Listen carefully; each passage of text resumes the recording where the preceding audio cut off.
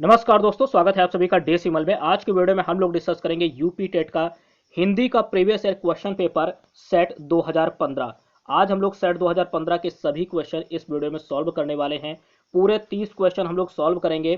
ठीक है, important question है सभी के सभी और प्रीवियस ईयर से लिए गए हैं। ठीक है दोस्तों, अगर आप यूपी टेट में एक अच्छा स्कोर करना चाहते हैं तो यूपी टेट के जितने भी प्रीवियस ईयर क्वेश्चन पेपर हैं हर सब्जेक्ट के, ठीक है, ईवीएस, हिंदी, इंग्लिश, मैथ्स और आपका संस्कृत, ठीक है, सभी सब्जेक्ट के आपको प्रीवियस ईयर क्वेश्चन पेपर जरूर सॉल्व करने चाहिए। इससे एग्जाम में आपको काफी हेल्प मिलेगी। ठीक है, तो चलिए शुरू करते हैं आज की ये इंपॉर्टेंट वीडियो। अच्छा स्कोर करने के लिए पीवाईक्यू जरूर सॉल्व करें। पहला क्वेश्चन नोट कीजिएगा आज का है कि अष्टछाप के कवि नहीं है। ठीक है, यहाँ पर चार ऑप्शन है आपके पास, देखिएगा।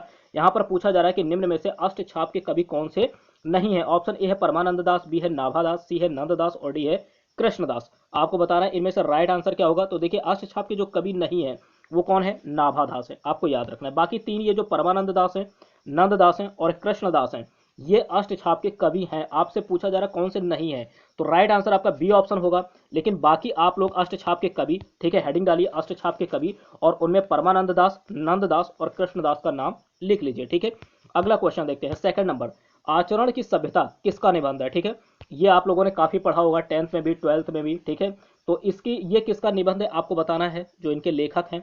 ऑप्शन ए है रामचंद्र शुक्ल, बी है महावीर प्रसाद द्विवेदी, सी है पद्म सिंह और डी है सरदार पूर्ण सिंह। तो देखिए, इस क्वेश्चन का राइट आंसर होगा सरदार पूर्ण सिंह। ठीक है, डी ऑप्शन राइट आंसर होगा। आचरण की सभ्यता जो है ये आज सरदार पूर्ण सिंह जी का निबंध है। ठीक है, अगला क्वेश्चन थर्ड नंबर है जो वाणी द्वारा व्यक्त नहीं किया जा सके।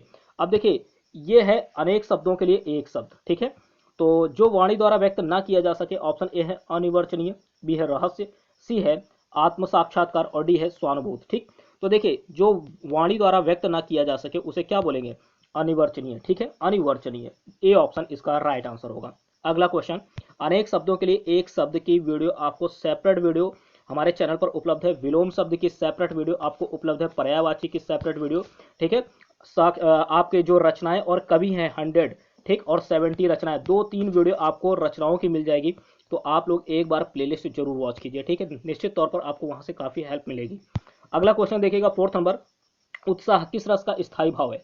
अब देखिए, रस पूछे जाते हैं और उनका स्थायी भाव आपको पता होना चाहिए। ठीक है, तो रस की भी एक सेपरेट वीडियो, रस के लिए जितने भी इंपॉर्टेंट क्वेश्चन है रस से, उसकी भी सेपरेट वीडियो हमारे चैनल के प्लेलिस्ट में पड़ी हुई है। ठीक है, यूपी टेट 2023 में है, अगर आप देखेंगे तो रस की भी एक सेपरेट वीडियो। तो देखिए, ऑप्शन ए है हास्य, बताना है आपको स्थायी भाव किसका, उत्साह का। ऑप्शन ए हास्य, बी है करुण, सी है वीर और डी है श्रृंगार रस। ठीक, तो आपको इसका राइट आंसर सेलेक्ट करना है। इसका राइट आंसर होगा सी ऑप्शन। ये जो वीर रस होता है ना, इसका स्थायी भाव याद रखिएगा, ये उत्साह होता है। ठीक है, उत्साह किस रस का स्थायी भाव है, तो वीर रस का स्थायी भाव है उत्साह।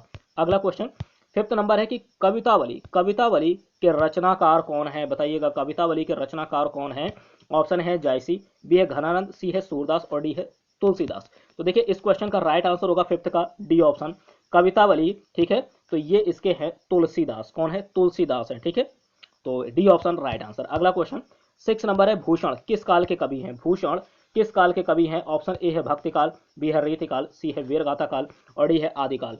तो 6 क्वेश्चन का राइट आंसर नोट कीजिएगा, रीतिकाल। ठीक है, भूषण रीतिकाल के कवि हैं। ठीक है, बी ऑप्शन इसका राइट आंसर होगा। 7th नंबर नोट कीजिए, विनय पत्रिका की भाषा कौन सी है। विनय पत्रिका, ठीक है, ऑप्शन ए है ब्रज भाषा, बी है अवधि, सी है अपभ्रंश और डी है खड़ी बोली। अब आपको यहाँ पर विनय पत्रिका के लेखक भी पता होने चाहिए। ठीक है, इसके रचनाकार। तो पहले सबसे पहले हम लोग देखेंगे इसकी भाषा क्या है। भाषा, ठीक है, इसकी भाषा है ब्रज भाषा। कैसी है विनय पत्रिका की भाषा, ब्रज भाषा है, आपको पता होना चाहिए। और ये किसकी रचना है, तो ये तुलसीदास जी की रचना है, आपको ये भी पता होनी चाहिए। ठीक है, तुलसीदास जी ने इसकी रचना की है, तो ए ऑप्शन इसका राइट आंसर होगा। रचनाकार तुलसीदास और ये भाषा अगर पूछा जाए तो ब्रज भाषा आप बताएंगे। नेक्स्ट क्वेश्चन अगला है 8th नंबर, कि टा वर्ग में किस प्रकार के व्यंजन होते हैं। टा वर्ग, ठीक है, तो देखिए, का वर्ग में क्या होता है, कंठ होता है। का वर्ग में कंठ होता है। ठीक है, अब यहां पर देखिएगा, टा वर्ग में आपको बताना है, ऑप्शन ए है दंत, बी है मूर्धन, सी है तालव्य, सी डी है कंठ। आपको बताया कंठ जो होता है का वर्ग होता है। तो ये देखिएगा 8th नंबर का राइट आंसर होगा बी ऑप्शन। ठीक है, बी ऑप्शन होगा, नोट कीजिएगा यहाँ पर बी ऑप्शन, मूर्धन्य। टा वर्ग में मूर्धन्य व्यंजन होते हैं। किस प्रकार के व्यंजन होते हैं, मूर्धन्य। इसका बी ऑप्शन राइट आंसर। अगला क्वेश्चन अगला है 9th नंबर, अंधेर नगरी के लेखक। मैंने आपसे बताया रचनाएं और उनके लेखक, इसकी सेपरेट वीडियो उपलब्ध है। आप लोग चाहे तो टॉप 100 रचनाएं और उनके लेखक की सेपरेट वीडियो देख करके सभी के सभी क्वेश्चन अपने कवर कर सकते हैं। ठीक, तो देखिए ये क्वेश्चन मैंने करवाया हुआ है। ठीक, अंधेर नगरी के लेखक है, ऑप्शन ए है हरिकृष्ण प्रेमी, बी है राम कुमार वर्मा, सी है प्रताप नारायण मिश्र और डी है भारतेंदु हरिश्चंद्र। तो देखिएगा इस क्वेश्चन का राइट आंसर होगा आपका 9th का डी ऑप्शन, भारतेंदु हरिश्चंद्र जी हैं। ठीक है, अंधेर नगरी के लेखक। अगला क्वेश्चन 10th नंबर देखिएगा, आदिकाल में पहेलियां लिखने वाले कवि थे। आदिकाल में पहेलियां लिखने वाले कवि कौन कौन थे, कौन से थे? इनमें से 4 ऑप्शन में आपको बताना है। गोरखनाथ, ऑप्शन बी है सरहपर, सी है खुसरो और डी है जगनिक। तो 10th नंबर का राइट आंसर नोट कीजिएगा, सी ऑप्शन होगा। ठीक है, खुसरो। आदिकाल में पहेलियां किसने लिखी थी? खुसरो ने लिखी थी। C option right answer. अगला क्वेश्चन 11th नंबर, पेड़ से बंदर कूदा वाक्य में कौन सा कारक होता है? ठीक है, तो कारक के कितने भेद होते हैं ये आपको पता होना चाहिए, 8 होते हैं। ठीक, और इसके बारे में मैंने पहले जो वीडियो मतलब कि अपलोड कर चुका हूँ, जो पहले वीडियो आपको प्रोवाइड कर चुका हूँ, चाहे वो प्रीवियस ईयर क्वेश्चन पेपर की हो, चाहे वो प्रैक्टिस सेट हो, उसमें मैंने कारक को बहुत ही डिटेल में बताया है। तो पिछली वीडियोस जरूर देखिएगा। ठीक है, अब यहाँ पर हम लोग देखेंगे पेड़ से बंदर कूदा, इसमें कौन सा कारक है? कारक मैंने बताया 8 भेद होते हैं। तो देखिए जब ये अलगाव की स्थिति होती है, नोट कीजिएगा, अलगाव की स्थिति होती है तो उस केस में होता है अपादान कारक। ठीक है, तो देखिए जब बंदर पेड़ पर बैठा हुआ था, वहां से कूदा तो अलग हो गया ना, पेड़ की शाखा से तो अलग हो चुका है। ठीक है, तो इसका मतलब ये हुआ कि वहां पर अलगाव की स्थिति है, तो यहाँ पर अपादान कारक होगा। B option right answer. समझिएगा, जैसे बिल्ली मेज से कूदी, ठीक है, बिल्ली छत से कूदी, तो बिल्ली मेज से कूदे कूदे या फिर छत से कूद जाए तो वहां पर अलगाव ही तो होगा। ठीक है, अलग हो गई ना, वहां से छत से अलग हो गई या पेड़ से अलग हो गई, तो इस स्थिति में क्या होता है? अपादान कारक होता है। बिल्कुल याद रखिएगा, बी ऑप्शन राइट आंसर, अलगाव की स्थिति अपादान।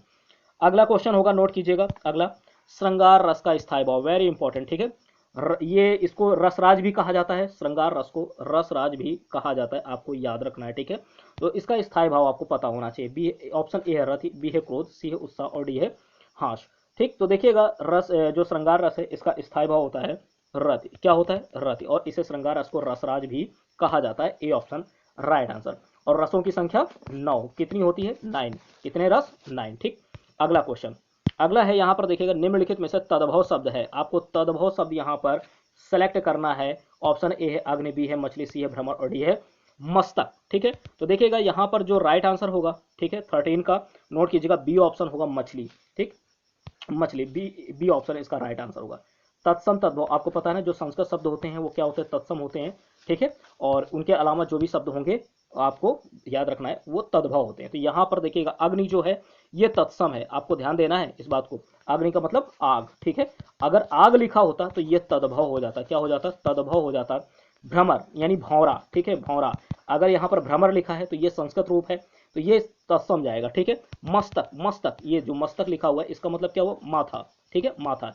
ठीक, तो ये माथा यानी मस्तक लिखा है तो ये आपका तत्सम हो जाएगा। अगर माथा लिखा होता तो उस केस में ये तद्भव होता, तो ये आपका मछली जाएगा, मछली। ठीक है, तो मत्स्य, मछली को अगर इसका तत्सम पूछें तो आपको याद रखना है मत्स्य। क्या याद रखना? मत्स्य। मत्स्य जो होगा ये तत्सम होगा, लेकिन अगर मछली लिखा है तो तद्भव होगा। बी ऑप्शन इसलिए राइट आंसर जाएगा। अगला क्वेश्चन, अगला है 14 नंबर, चौपाई छंद के प्रत्येक चरण में कितनी मात्राएं होती हैं? ठीक है, तो देखिए छंद की बात आई ना, तो मैंने कहा कि आपको हमारे चैनल पर सभी वीडियोस अवेलेबल है, सेपरेट वीडियो हर एक सब्जेक्ट की, हर एक टॉपिक की। बस आप चैनल को सब्सक्राइब करके बेल आइकन को प्रेस कर ले ताकि कोई भी वीडियो अपलोड हो तो उसका नोटिफिकेशन आप तक पहुंच जाए। ठीक है, तो देखिए छंद की बात है तो मैंने बताया आपको छंद की सेपरेट वीडियो पड़ी हुई है। अगर आप चाहें तो एक एक क्वेश्चन वहां से कवर कर सकते हैं, जो उसके इंपॉर्टेंट फैक्ट्स हैं वो कवर कर सकते हैं। अब यहाँ पर बात की जा रही है सिर्फ चौपाई की, हम लोग इसको देखेंगे कि कितनी यहाँ पर मात्राएं होती हैं। ठीक है, प्रत्येक चरण की बात हो रही। ठीक है, चौपाई में कितने चरण होते हैं? 4, आपको पता है, और हर एक चरण में कितनी मात्राएं होती वो यहाँ पर हम लोग देखेंगे। ऑप्शन ए है 11, बी है 13, सी है 16 और डी है 24। ठीक, तो इसका राइट आंसर क्या होगा? तो देखिएगा 14 नंबर का राइट आंसर होगा सी ऑप्शन, क्या 16। ठीक, तो ध्यान दीजिएगा यहाँ पर सी ऑप्शन राइट आंसर होगा। तो ध्यान दीजिएगा 16 मात्राएं होती हैं जैसा कि मैंने बताया आपको, आप लोगों को। और आपको ये भी यहाँ पर याद रखना है कि चौपाई कैसा है? सममात्रिक छंद है। आपसे भी पूछा जा सकता है कि कैसा है, सममात्रिक है या मात्रिक है, अर्ध सममात्रिक है, तो आपको याद रखना है चौपाई। ठीक, चौपाई, अरे भाई इस तरीके से याद रखिएगा ना, 2, 4, 6, 0, ये सभी क्या होते हैं? सम होते हैं ना, सम संख्याएं होती हैं, बचपन में आप लोगों ने पढ़ी होंगी। ठीक है, 3rd 4th में आपको पढ़ाया गया। तो ये जो चौपाई है यानी 4 चरण हुए। ठीक है, 4 हुए तो ये क्या होता है, सम होता है ना, सम होता है, तो इसका मतलब क्या जाएगा, सममात्रिक, सममात्रिक। ठीक है, आपको ये भी याद रखना है। और प्रत्येक चरण में 16 मात्राएं और अंत में 2 गुरु वर्ण होते हैं। अंत में जगण और तगण का आना वर्जित होता है, ये भी आपको याद रखना है चौपाई के बारे में। तो कितनी मात्राएं, 16 मात्राएं, प्रत्येक चरण में 16 मात्राएं होती हैं, आपको याद रखना है। और सममात्रिक छंद है, सममात्रिक छंद है, ये भी याद रखना है आपको। ठीक है, और सममात्रिक है तो यानी सम संख्या ही होगी, 11 नहीं होगी, 13 नहीं होगी। ठीक है, अब 16 और 24 में आपको याद रखना है कि 16 होगी। ठीक, इतना आपको समझा दिया, इसका ट्रिक भी बता दिया कि बचपन में आपने 0, 2, 4, 6, 8 ये सब पढ़ा है ना, सम संख्या होती है। तो इसका मतलब यहाँ पर चौपाई आ रही, 4 चरण है। ठीक है, तो 4 है तो ये कैसा होगा, सममात्रिक होगा। ठीक, इतना याद रखना है आपको। अगला क्वेश्चन 15 नंबर है, देखिएगा, तेरी बरछी ने बर छीने हैं खलन के पंक्ति में, ठीक है, कौन सा अलंकार होगा, आपको यह बताना है। ठीक है, तो देखिएगा 16 नंबर है, 15 नंबर, सॉरी 15 नंबर है कि तेरी बरछी ने बर छीने हैं खलन। ठीक है, इसमें पंक्ति में कौन सा अलंकार होगा, ऑप्शन ए है यमक, बी है अनुप्रास, सी है रूपक और डी है श्लेष। तो 15 का राइट आंसर होगा सी, ए ऑप्शन। क्या होगा, ए ऑप्शन, इसका राइट आंसर क्या होगा, ए ऑप्शन, यमक अलंकार। अगला क्वेश्चन, अगला है, नोट कीजिएगा 16 नंबर, हिंदी प्रदीप पत्रिका, हिंदी प्रदीप पत्रिका के संपादन, ठीक है, इसका संपादन किसने किया या संपादक कौन है। ऑप्शन ए है प्रताप नारायण मिश्र, बी है भारतेंदु हरिश्चंद्र, सी है बालकृष्ण भट्ट जी और डी है बद्री नारायण चौधरी प्रेमधन। ठीक, तो आपको बताना है इसका राइट आंसर क्या होगा, नोट कीजिएगा। हिंदी प्रदीप, हिंदी प्रदीप की बात की जाए तो 16 का राइट आंसर जाएगा सी ऑप्शन, बालकृष्ण भट्ट। क्या होगा, बालकृष्ण भट्ट। अगला क्वेश्चन 17 नंबर, सूर्योदय शब्द का संधि विच्छेद, वेरी इंपॉर्टेंट। ठीक है, देखिए संधि विच्छेद, संधि विच्छेद काफी इंपॉर्टेंट है। ठीक है, तो इसमें देखिएगा ऑप्शन ए है सूर्य धन उदया, सूर्य धन उदया, बी है सूर्य धन उदय, सी है सूर्य धन उदय और डी है सूर्य धन उदय। देखिए यहाँ पर आपको समझना होगा, इस या में ए की मात्रा के साथ रा भी लगा है, ये रा भी लगा है। ठीक है, अब कौन सा राइट आंसर होगा आपके अकॉर्डिंग। ठीक है, देखिएगा इसमें जो है 17 का राइट आंसर क्या होगा, पहले समझिएगा। जो सूर्य का, सूर्योदय का संधि विच्छेद है, सूर्योधन उदया नहीं होगा।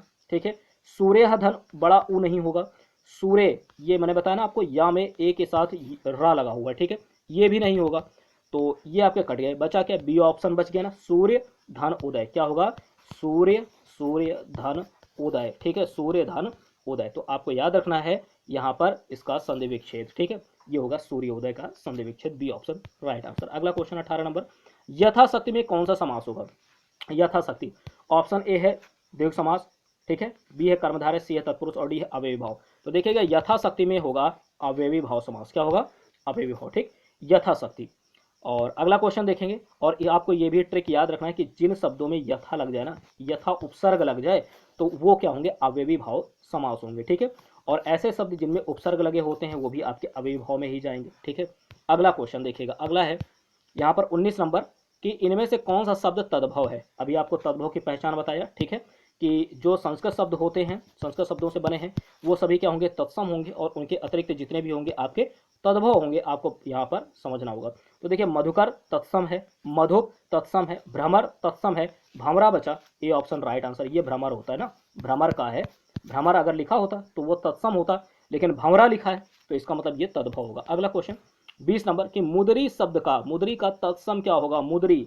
ठीक है, तो ऑप्शन ए है, नोट कीजिएगा, ऑप्शन ए है यहाँ पर मुदरिका, बी है मुश, बी है मुद्रिका और डी है मुंदरी।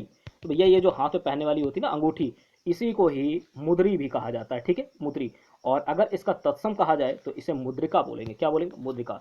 ठीक है, सभी भाइयों बहनों को याद रखना है, मुद्रिका, सी ऑप्शन राइट आंसर। अगला क्वेश्चन 21 नंबर, निम्नलिखित में से कौन सा निबंध हजारी प्रसाद द्विवेदी जी का नहीं है। विशेष तौर पर ध्यान दीजिएगा, जो नहीं है पूछा जा रहा आपसे, आप जल्दबाजी में उसे मत सेलेक्ट कर लेना जो है, क्योंकि 3 तो होंगे ही होंगे ना। कौन सा नहीं है यहाँ पर आपको सेलेक्ट करना है उसी को।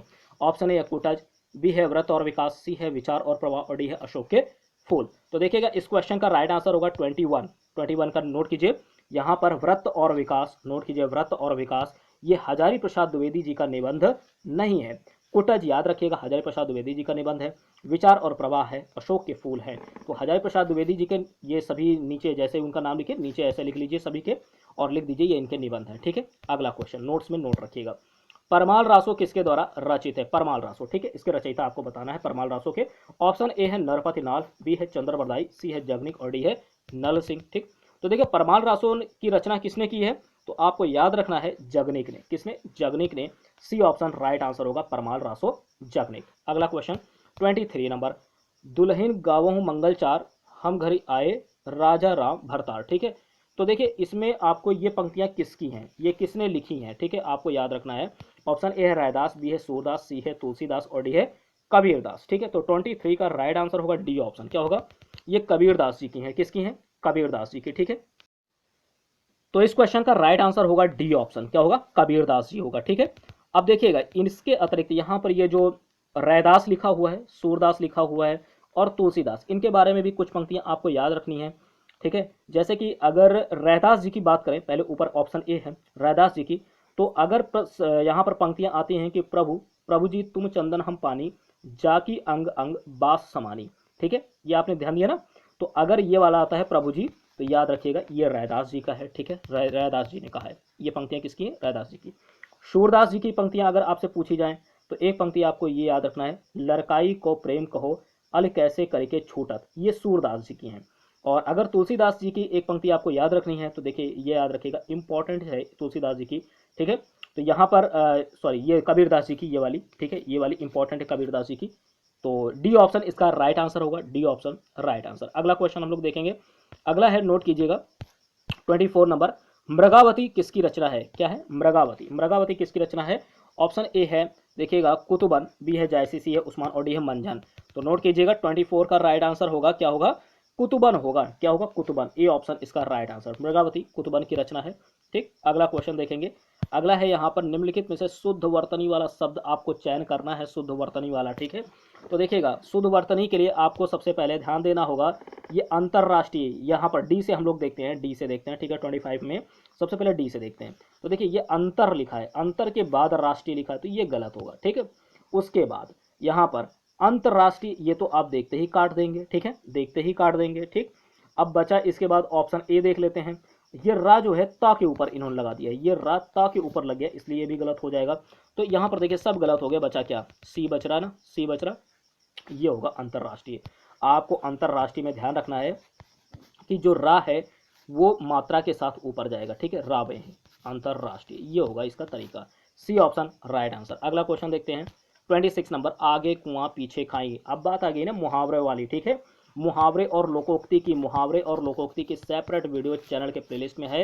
यूपी टेट 2023, यूपी टेट 2023 के लिए आप लोग ये सर्च कर सकते हैं। ठीक है, चैनल की प्लेलिस्ट में जाइए, यूपी टेट 2023 के नाम से है, उसमें आपको लोकोक्ति और मुहावरे सबकी सेपरेट वीडियो आपको अवेलेबल है। रस, छंद, अलंकार, मुहावरे, लोकोक्ति, ठीक है, और अन्य वीडियोस भी हैं। ठीक है, भाषा विज्ञान, भाषा विज्ञान, इसकी सेपरेट वीडियो है। ठीक है, तो सभी के सेपरेट वीडियो जरूर देखिएगा। तो देखिए यहाँ पर जो आपसे पूछा गया है मुहावरा, आगे कुआं पीछे खुआई। ठीक है, इसका क्या होगा अर्थ? ऑप्शन ए दोनों ओर से मुसीबत, बी है बीच में निकल भागना, सी है चारों तरफ जल ही जल होना और डी है रास्ते का बंद होना। तो 26 का राइट आंसर होगा, देखिए रास्ते का बंद होना ये नहीं होगा, चारों तरफ जली जली ये भी नहीं होगा, दोनों ओर से मुसीबत, ये होगा दोनों ओर से मुसीबत। अगला क्वेश्चन 27 नंबर, रामचरितमानस की भाषा क्या है? रामचरितमानस की भाषा क्या है और इसके रचयिता भी आपको याद रखना है। ठीक है, खड़ी बोली, भोजपुरी, व्रज या फिर अवधी। तो नोट कीजिएगा रामचरितमानस की भाषा क्या है?